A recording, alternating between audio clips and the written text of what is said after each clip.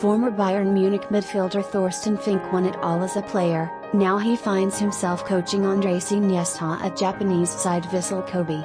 He told DW about adapting to life in Japan and the impact of coronavirus. Winning is not a foreign concept to Thorsten Fink. First cup triumph. A late season surge saw Kobe escape the relegation battle to finish mid-table, and Fink masterminded a run to the final of the Emperor's Cup, Japan's domestic cup competition, where the club picked up the first trophy in their history in Villa's final. Podolski has also since left the club.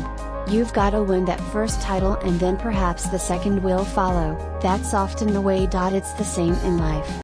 You have to overcome one hurdle before you can reach the next, the German coach told DW after the win at the start of Despite his early success, which was followed by the Japanese Super Cup in February, Fink has found Japanese football a different challenge to Europe, where he'd enjoyed a mixed coaching career with clubs including Basel, Hamburg, and the Dortmund-born coach, who will take his club into the Asian Champions League, said the game was much faster in this part of the world than in his native country. But that wasn't the only challenge. Learning the lingo. Fink spoke hardly any Japanese when he arrived, and still only knows basic phrases like arigato, thank you, and konbanwa. But he explained that the people in his new home have been incredibly helpful throughout his time in the port city, particularly when he left money in it. The 52-year-old won 4 Bundesliga titles, 3 German Cups and the 2001 Champions League while playing for Bayern Munich. Fink, right, in action for Bayern Munich against Real Madrid in 2000. The man behind me told me forgot my money in the machine and handed my money. That doesn't happen in Germany or Europe. The people here are so honorable. I could leave my bicycle without a lock, he said of his new but, of course, the outlook isn't all rosy. Soon after the Emperor's Cup victory, news started to break that the coronavirus was spreading like wildfire in nearby China. Masks, which were already a common sight in the country, became more prominent. They were distributed, and on full display, at the Japanese Super Cup. Hand sanitizer pumps were available to tens of thousands packed into a stadium that once hosted a World Cup semi-final.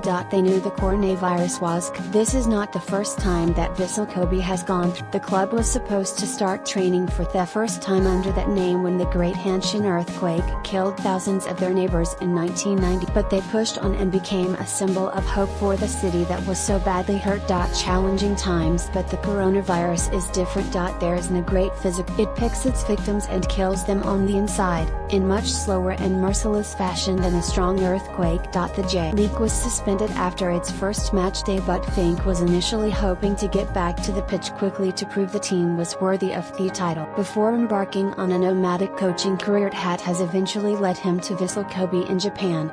The league is supposed to return on April 3rd, but Fink isn't certain that's going to happen. In the meantime, he has kept his team busy with training and keeping their spirits up for the rest of the season, whenever that. And as for this year's Summer Olympics in Tokyo, slated to start in July, he's even less optimistic that they will take place. I don't believe it will happen, but I hope it will. I don't know, no one really knows. And a sports tournament in Berlin was still held remotely, after measures to slow the spread of coronavirus shuttered the arena.